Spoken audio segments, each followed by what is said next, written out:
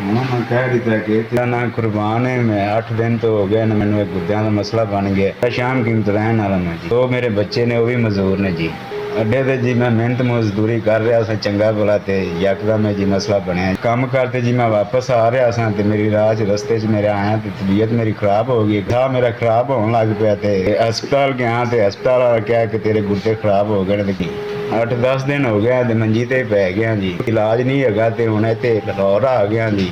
लाहौर जना हस्पताल आया जी। उन्होंने जी लैन पा ते डायलिसन 2 कीते ने जी। उन्होंने कहा सी जी तुहाडा नसरुल्ला बना सा ते उन्होंने कहा नहीं बनाया, टरका लिता ने।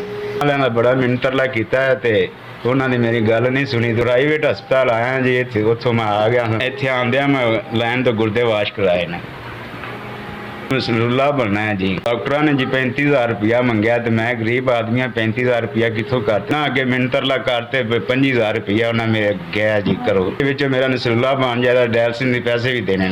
10,000 रुपया जिंदे चो मैं किया है जी बड़ी मुश्किल हो के। 15,000 रुपया हाली घाटे, मेरी मदद करो।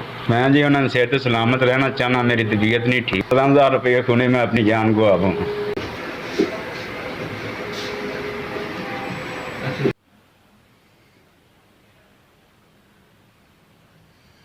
ਤੁਹਾਡੇ ਦਾਰੇ ਦਾ ਜੀ ਮੈਂ ਬਹੁਤ ਬੜਾ ਸ਼ੁਕਰਗੁਜ਼ਾਰ ਹਾਂ। ਤੁਸੀਂ ਮੇਰੇ ਇਲਾਜ ਵਿੱਚ 15,000 ਦੀ ਮਦਦ ਕੀਤੀ ਹੈ ਜੀ। ਅੱਲਾਹ ਪਾਕ ਤੁਹਾਡੇ ਅਦਾਰੇ ਦੀ ਖੈਰ ਕਰੇ ਜੀ। ਮੇਰੇ ਇਲਾਜ ਦੇ ਟੋਟਲ ਜੀ 25,000 ਰੁਪਇਆ ਲੱਗਿਆ। ਇਹਦੇ ਵਿੱਚ ਇੱਕ ਫਸਲੂਲਾ ਬਣਿਆ ਜੀ, 2 ਡਾਇਲਿਸ ਹੋਏ ਨੇ ਜੀ। 25,000 ਵਿੱਚ ਜਿੰਦੇ ਵਿੱਚ 10,000 ਰੁਪਇਆ ਜਮ੍ਹਾਂ ਮੈਂ ਕਰਾਇਆ। ਬੜਾ ਮਾਰ ਤੇ ਬੜਾ ਮੁਸ਼ਕਲ ਆਪਣੇ 10 ਲੋਕਾਂ ਰਿਸ਼ਤੇਦਾਰਾਂ ਕੋਲੋਂ ਜੀ ਜਮ੍ਹਾਂ ਕੀਤਾ ਜੀ। ਮੈਂ ਜੀ ਤੁਸੀਂ ਮਦਦ ਕੀਤੀ ਹੈ ਜੀ। ਅੱਲਾਹ ਪਾਕ ਜੀ ਤੁਹਾਡੇ ਦਾਰੇ ਦੀ ਖੈਰ ਕਰੇ। ਤੁਸੀਂ ਇੰਝ ਹੀ ਗਰੀਬਾਂ ਦੀ ਮਦਦ ਕਰਦੇ ਰਹੋ ਜੀ। ਮੈਂ ਤੁਹਾਡੇ ਦਾਰੇ ਦਾ ਬਹੁਤ ਸ਼ੁਕਰਗੁਜ਼ਾਰ ਹਾਂ। ਤੁਸੀਂ ਤੁਹਾਡੇ ਬਹੁਤ ਬਹੁਤ ਸ਼ੁਕਰੀਆ ਜੀ।